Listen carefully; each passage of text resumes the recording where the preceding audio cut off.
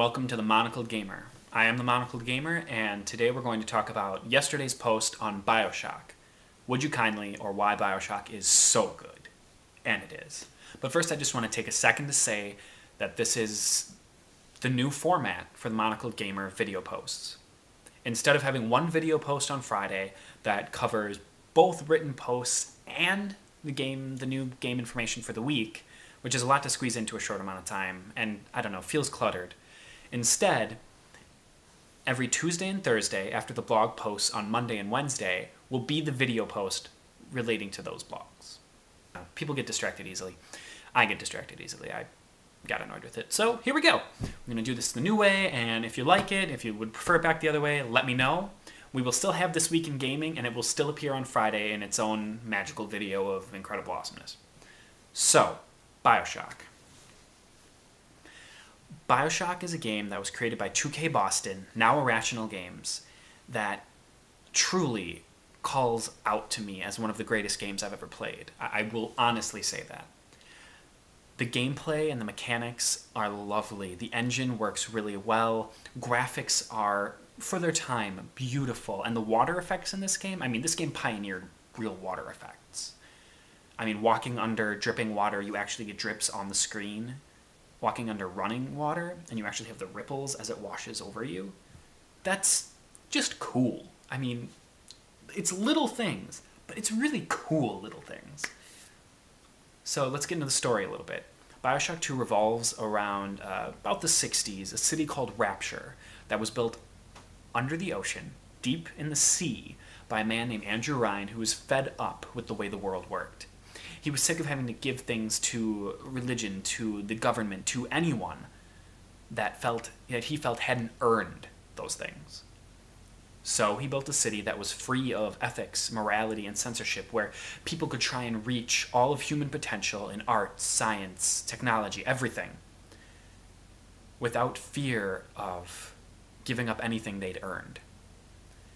Obviously, there are some flaws to this plan.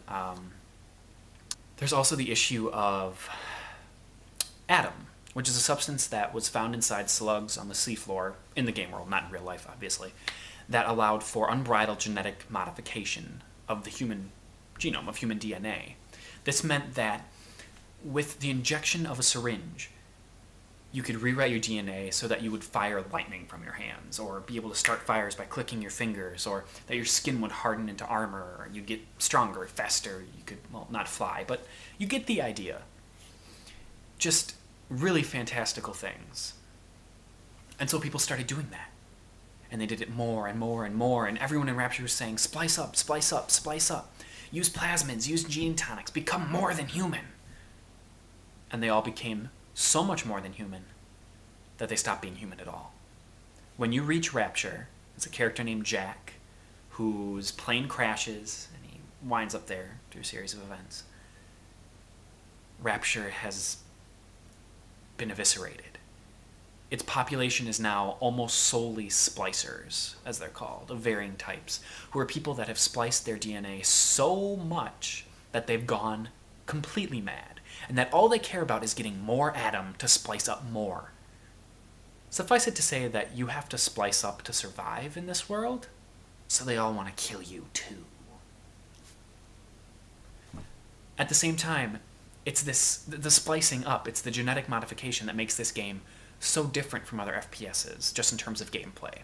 The ability to shoot lightning, or fire, or freeze things, or create cyclone traps, or summon swarms of bees, which was my favorite, by far. Bees, just that hunt people down and sting them to death. Gosh, that was fun. It sounded morbid, but fun.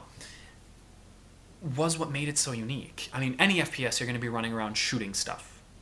That's not new. But the addition of having one hand up for a power and the other hand holding the weapon really made this game a lot of fun. And it really made it unique in that you could choose which weapons and which plasmids to have out in different combinations. And there were certain things that worked really well together, certain things that didn't work as well together. And it was up to you to figure that out and to upgrade your weapons and your plasmids in tandem to work better together, to survive. And the point is, Bioshock was a very well-made game. Everything worked well. And the thing that I feel was best was the story of the game. I'm not going to get into spoilers here. These video posts are always going to be as spoiler-free as I can possibly manage, which means they're spoiler-free. If you want more about the ending of the game, which is where it really just fires up and gets truly incredible, check out the blog post on the monocledgamer.blogspot.com. What I will say here is that Bioshock appeals to human curiosity. It appeals to the human deep-seated need to learn. Because we're seeing what humanity has done when left to its own devices without any real form of regulation.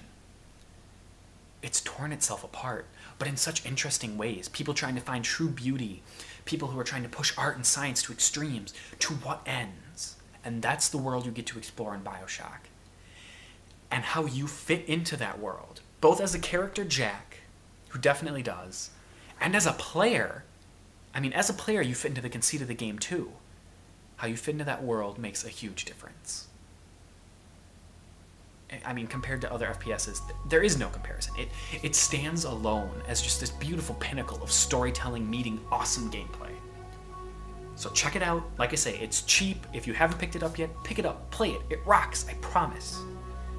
If you do already have it, you haven't played it in a while, dust it off, put it back in, play it again. It rocks. All right.